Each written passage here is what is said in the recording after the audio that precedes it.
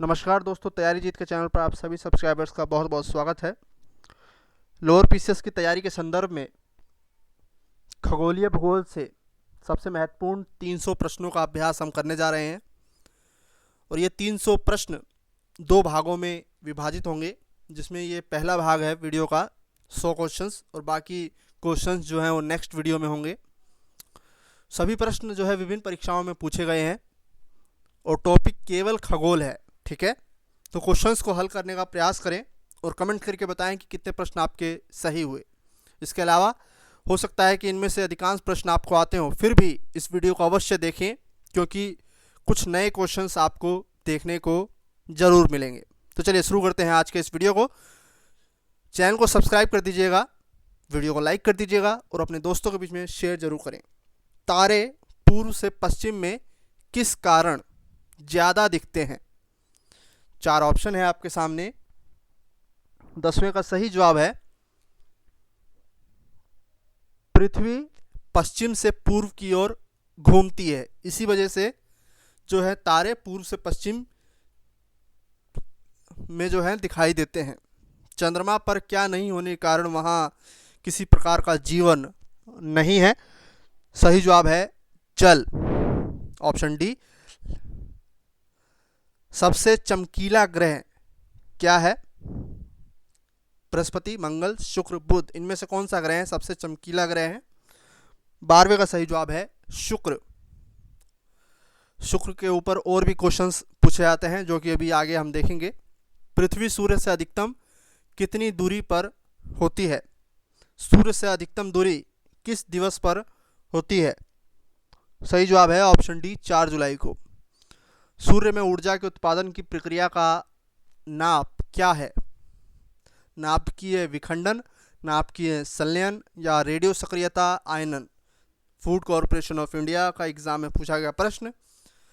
पृथ्वी पर अभी तक जो भी ऊर्जा उत्पन्न होती है बिजली के संदर्भ में, नाभिकीय एटॉमिक पावर के संदर्भ में, तो वो है नाभिकीय विखंडन, जबकि सूर्य की रोशनी जो है वो नाभिकीय संलयन पर आधारित होती है और अभी तक पृथ्वी पर नाभिकीय संलयन की प्रक्रिया संभव नहीं है, ठीक है। ऑप्शन सी, क्योंकि इसमें एनर्जी बहुत ज़्यादा रिलीज होती है, बहुत ज़्यादा। ग्रहण किस प्रकाशीय परिघटना के कारण लगते हैं? सही जवाब है ऑप्शन सी, ऋजु रेखीय संचरण। अगला प्रश्न देखते हैं। तारे का टिमटिमाना किस कारण से होता है? तारे का टिमटिमाना किस कारण से होता है? तारे की रोशनी के वायुमंडलीय अपवर्तन से, ऑप्शन डी। पृथ्वी की अपनी काल्पनिक धुरी पर एक बार के घूर्णन अवधि कितनी है? सही जवाब है ऑप्शन सी, 23 घंटा 56 मिनट 4 सेकंड। शनि के सबसे बड़े चंद्रमा का नाम क्या है? सही जवाब है टाइटन, ऑप्शन सी। प्रकाश के डॉपलर प्रभाव द्वारा ज्ञात किया जाता है क्या? डॉपलर प्रभाव से क्या ज्ञात किया जाता है? सही जवाब है तारों और गैलेक्सियों की गति, ऑप्शन डी। कोबे योजना किससे संबंधित है? ऑप्शन ए, अमेरिकी अंतरिक्ष संगठन के ब्रह्मांड की उत्पत्ति के रहस्यों का पता लगाने से। खगोलीय दूरी मापने की सबसे बड़ी इकाई क्या है? तो सबसे बड़ी इकाई आपसे पूछा गया है क्वेश्चन, राजस्थान पीसीएस में पूछा गया प्रश्न। सही जवाब है पारसेक। निम्नलिखित में से किनके बीच की औसत दूरी को खगोलीय एकक कहा जाता है? सही जवाब है पृथ्वी और सूर्य के बीच। अगला है 23वां प्रश्न, जरा ध्यान से देखें। 23वें का सही जवाब क्या होगा? वृहद विस्फोट का सिद्धांत किसने दिया? वृहद विस्फोट, तो सही जवाब है ऑप्शन दो, अलेक्जेंडर फ्राइमैन एवं जॉर्ज लेमेंतेयर। दोलन सिद्धांत थॉमस गोल्ड हरमन बांडी। सतत सृष्टि सिद्धांत एलन संडेज और सोलर नेबुला सिद्धांत जेपी कुपियर। एक खगोलीय एकक की दूरी सूर्य और पृथ्वी के बीच की दूरी, ऑप्शन डी। गैलीलियो का जन्म कहाँ हुआ था? पीओ में क्वेश्चन पूछा गया है। ये 25वें का सही जवाब है ऑप्शन बी पीसा। ये एक इम्पॉर्टेंट क्वेश्चन है 26वां, इसको ज़रा ध्यान से देखें। प्रकाश वर्ष, एक प्रकाश वर्ष का मतलब है कि एक वर्ष में प्रकाश द्वारा चली गई कुल दूरी। पारसेक, पारसेक जो है वो है खगोलीय पिंडों की पृथ्वी से दूरी नापने की सबसे बड़ी इकाई। सेक्सटेंट, सेक्सटेंट जो है वो है सूर्य एवं अन्य ग्रहों की ऊंचाई जानने का यंत्र। एस्ट्रोनॉमिकल, सूर्य और पृथ्वी के बीच की दूरी। तो इस हिसाब से 26वें का सही जवाब हो जाएगा ऑप्शन सी। किस खगोल वैज्ञानिक ने सर्वप्रथम यह प्रतिपादित किया था कि पृथ्वी गोल है और अपनी धुरी पर घूम रही है? तो 27वें का सही जवाब है ऑप्शन बी आर्यभट्ट। प्रकाश का वेग सबसे पहले किसने मापा था? प्रकाश का वेग सबसे पहले, सही जवाब है ऑप्शन डी रोमर। उसके बाद फिर से वही क्वेश्चन, इसमें सुमेल करना है आपको। 29वें का सही जवाब है ऑप्शन सी एरोनॉटिक्स, जो है सुमेल होगा वैमानिकी से। उसके बाद एस्ट्रोलॉजी ज्योतिष शास्त्र, एस्ट्रोनॉमी खगोलिकीय, एस्ट्रोफिजिक्स जो है खगोल भौतिकी।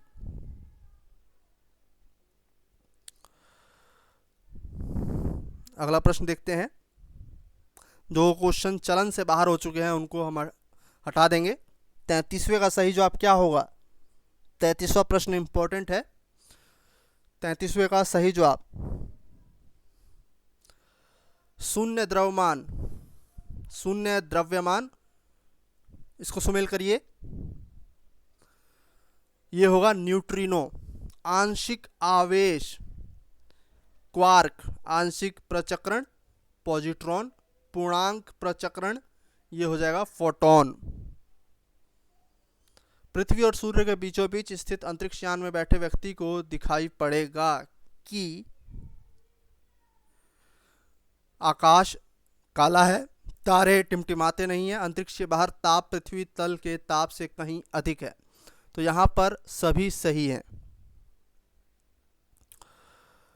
अगला है, हमारी आकाशगंगा के केंद्र की परिक्रमा करने में सूर्य को कुल कितना समय लगता है? सही जवाब है 25 करोड़ वर्ष। आकाशगंगा वर्गीकृत की गई है किसमें? सही जवाब है सर्पाकार गैलेक्सी के रूप में। हमारी आकाशगंगा गैलेक्सी, जिसे मंदाकिनी या दुग्ध मेखला मिल्की वे भी कहते हैं, नभमंडल में किस ऋतु में दिखाई देती है? सही जवाब है शरद ऋतु। उल्का क्या है? उल्का क्या है? बाह्य अंतरिक्ष से पृथ्वी के वायुमंडल में प्रविष्ट हुए द्रव्य का अंश। पीडीएफ आपको मिल जाएगी इन प्रश्नों की, डिस्क्रिप्शन में उसकी लिंक है। गैलेक्सी क्या है? तारों का समूह। निम्नलिखित में से कौन सा सही है? सप्तऋषि। सप्तऋषि क्या है? सप्तऋषि है तारामंडल। ध्रुव तारा स्थित है कहाँ पर? सप्तऋषि और कैसोपिया तारामंडल के नजदीक। पुल्सर क्या है? सीडीएस में पूछा गया प्रश्न। पुल्सर विद्युत चुंबकीय तरंगें उत्पन्न करने वाले न्यूट्रॉन तारे। आकाश गंगा मंदाकिनी सबसे पहले देखी थी किसने? 44वें का सही जवाब क्या होगा? गैलीलियो ने। तारों के समूह को नक्षत्र कहा जाता है। वैदिक संहिताओं में कितने नक्षत्रों का उल्लेख मिलता है? तो वैदिक संहिताओं में कुल 27 नक्षत्रों का उल्लेख मिलता है। निम्नांकित में से कौन अंतरिक्ष में नहीं पाया जाता? अंतरिक्ष में कौन नहीं पाया जाता है? तो 46वें का सही जवाब है ब्रिटल स्टार। जिस तारामंडल के तारे ध्रुव तारे की ओर संकेत करते हैं वह क्या कहलाते हैं? सप्तऋषि। बीपीएससी में पूछा गया प्रश्न। रात्रि के समय आकाश में दिखने वाला सबसे चमकीला तारा कौन सा है? सिरिक्स या डोंग स्टार? हमारा सौरमंडल किस आकाश गंगा में स्थित है? सही जवाब है ऑप्शन डी, प्रोक्सिमा सेंटारी में। सौरमंडल में शामिल है क्या? सही जवाब है आकाश गंगाएं और निहारिका। क्वासर्स क्या है? अर्धतारीय प्रकाश जो रेडियो तरंगों के शक्तिशाली स्रोत है। किसी तारे के जीवन चक्र का प्रारंभ कब होता है? आकाशगंगा के तीसरी भुजा में हाइड्रोजन एवं हीलियम गैसों के संघनन से। तो 52वें का सही जवाब है ऑप्शन ए। तारे में ऊर्जा उत्पन्न होती है किससे? हाइड्रोजन गैस के संलयन से। किसी तारे का रंग निर्भर करता है संलयन की अभिक्रिया पर, उसके ताप पर, उसके घनत्व पर, उसके द्रव्यमान पर। सही जवाब है उसके ताप पर। ब्लैक होल के सिद्धांत को प्रतिपादित किया था। ब्लैक होल के सिद्धांत से कौन संबंधित है? एच जे भाभा ने। हमारे अंतरिक्ष में कितने तारामंडल हैं? सही जवाब है 89, 89। अगला प्रश्न पूछा गया है, निम्नलिखित में से कौन सी एक वस्तु है जिसके सशक्त गुरुत्वीय क्षेत्र के कारण प्रकाश का भी उसकी सतह से पलायन नहीं हो पाता?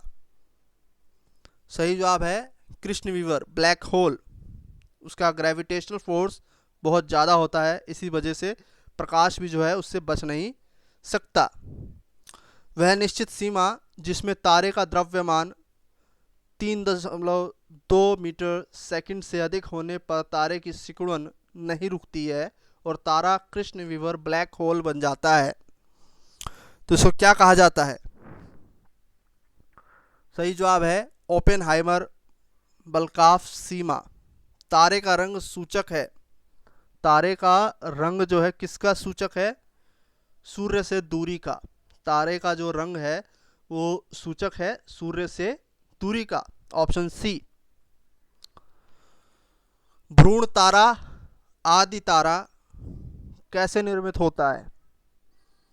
60 का सही जवाब है ऑप्शन डी, हाइड्रोजन और हीलियम के बादलों के गुरुत्वीय संघनन से।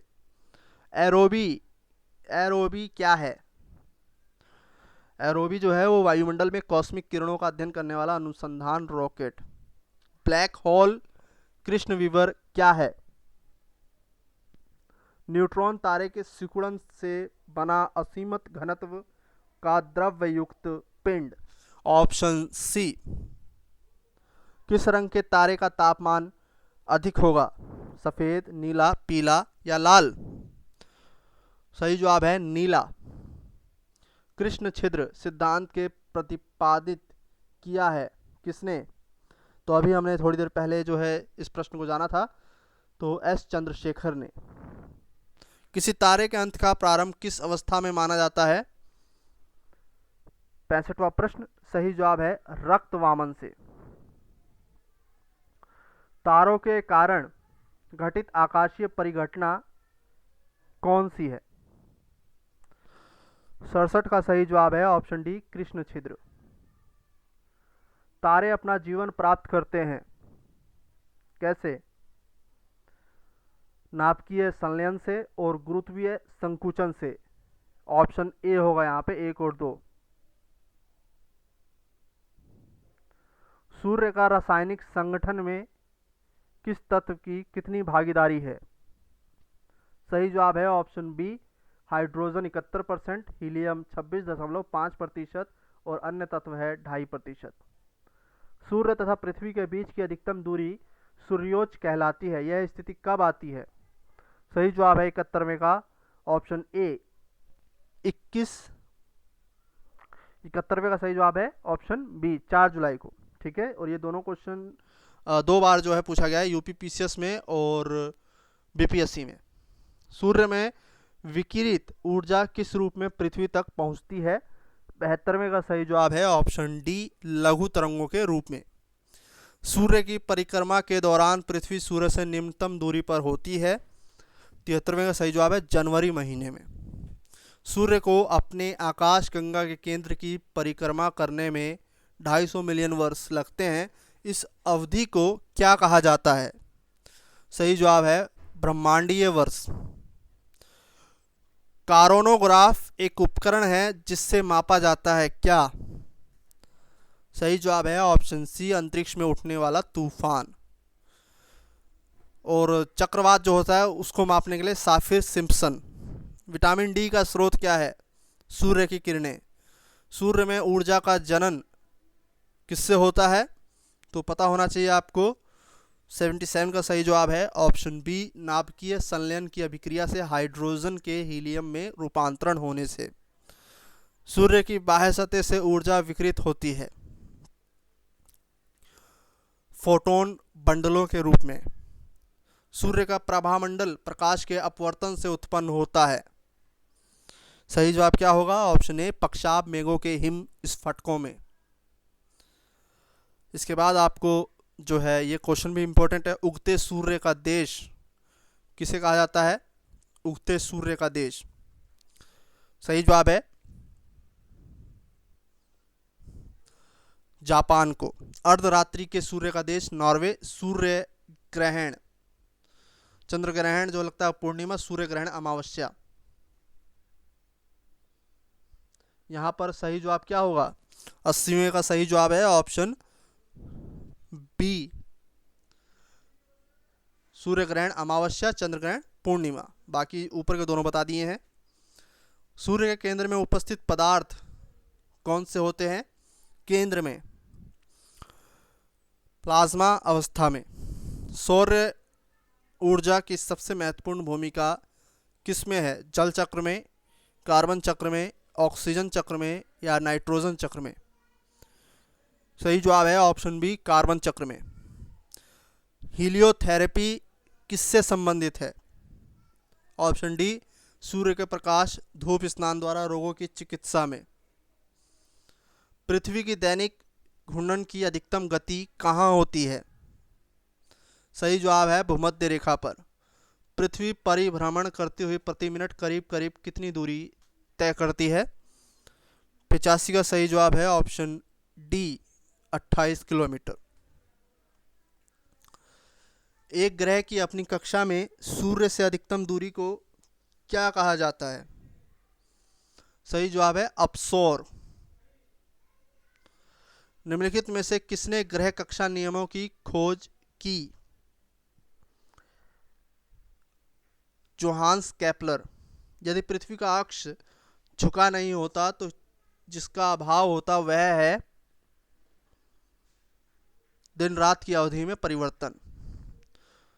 सूर्य के परितः चक्र लगाने वाले ग्रह का वेग सूर्य से समीपतम होने पर अधिकतम होता है। सभी ग्रह सूर्य के चारों ओर किन कक्षाओं में परिक्रमण करते हैं? 91 का सही जवाब है ऑप्शन बी, दीर्घ वृत्ताकार में। पृथ्वी का जिऑइड आकार होता है किसके कारण? घूर्णन के कारण। यदि पृथ्वी अपने अक्ष पर घूर्णन बंद कर दे तो क्या होगा?